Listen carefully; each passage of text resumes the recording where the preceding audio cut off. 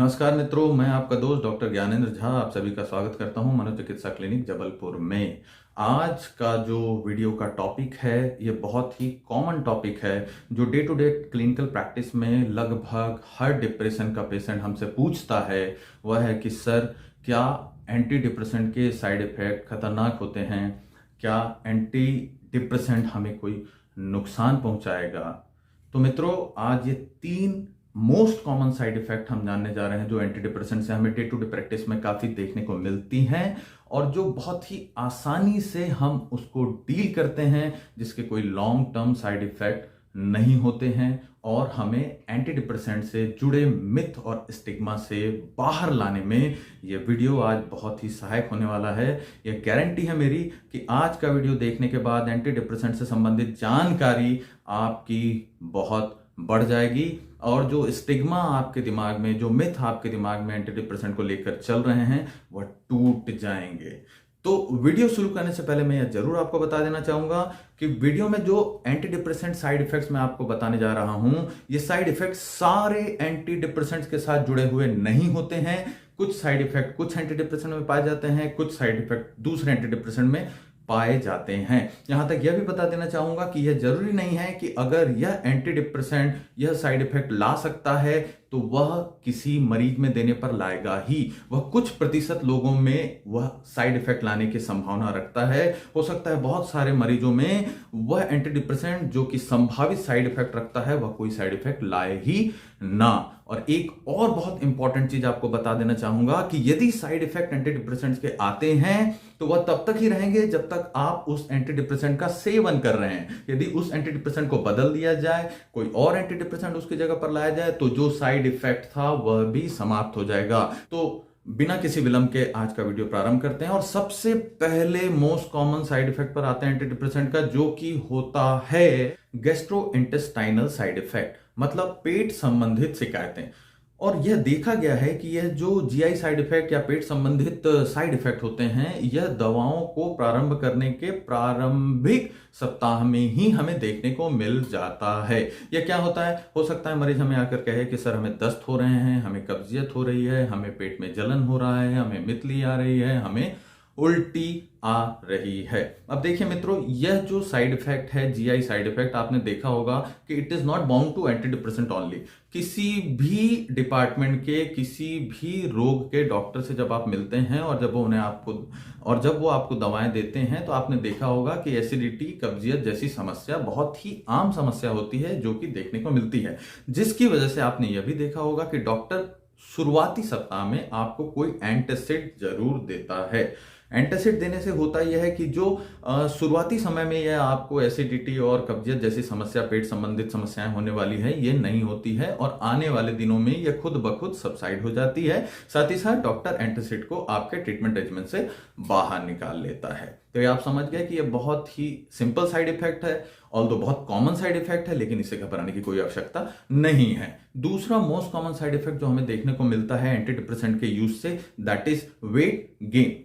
अब होता यह है दोस्तों कि जब डिप्रेशन के पेशेंट में हम एंटी डिप्रेसेंट शुरुआत करते हैं तो शुरुआत करने से पहले जब डिप्रेशन का पेशेंट हमारे पास आता है तो वह अमूमन जब हमारे पास आता है तो बहुत कम खाता हुआ होता है, उसकी एपेटाइट बहुत कम हो चुकी होती है, जिस वजह से वेट लॉस के साथ आता है। जब हम एंटी डिप्रेसेंट स्टार्ट करते हैं, उसका मूड एलिवेट होता है, उसको अच्छा लगना प्रारंभ होता है, तो उसकी रुचि खाने में बढ़ती है। जब रुचि खाने में बढ़ती है तो उससे फूड क्रेविंग होती है। वह कई बार नाप कर नहीं खाता और कंपनसेट करता है कि जब वह नहीं खाया हुआ रहता है उससे ज्यादा खाता है, बहुत सारी कैलोरी खाता है, बहुत सारे अनहेल्दी फूड को खाने लगता है, अपने टेस्ट को एंजॉय करने लगता है, अपनी ईटिंग को एंजॉय करने लगता है।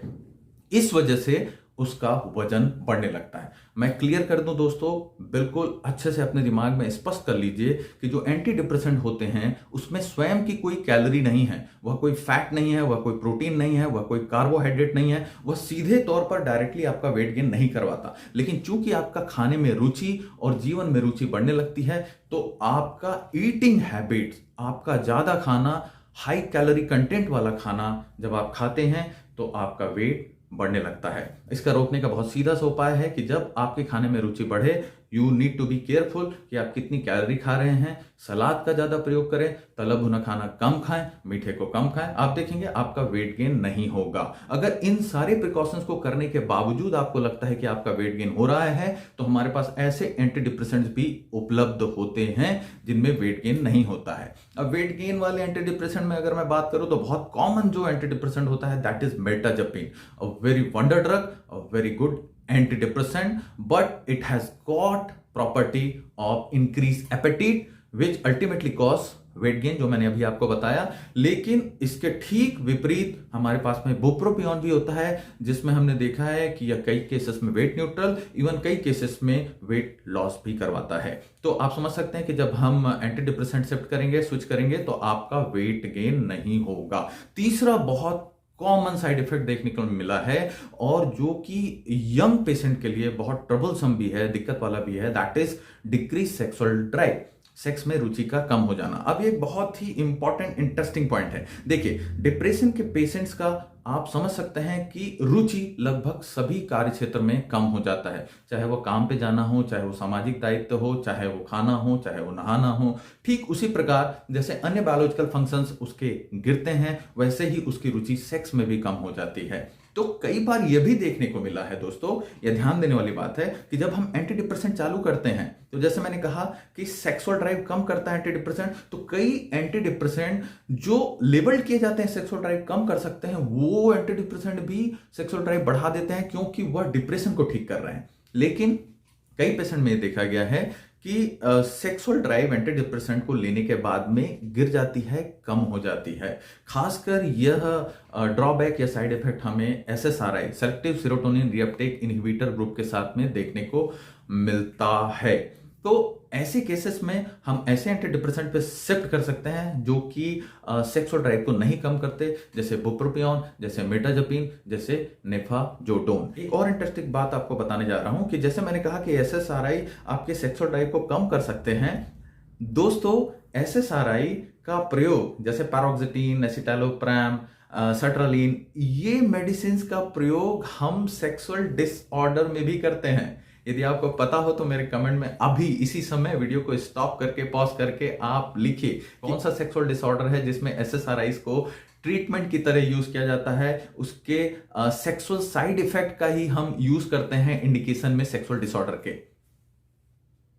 अगर बता दी हो वेरी गुड, नहीं बताया हो तो मैं आपको बताता हूं।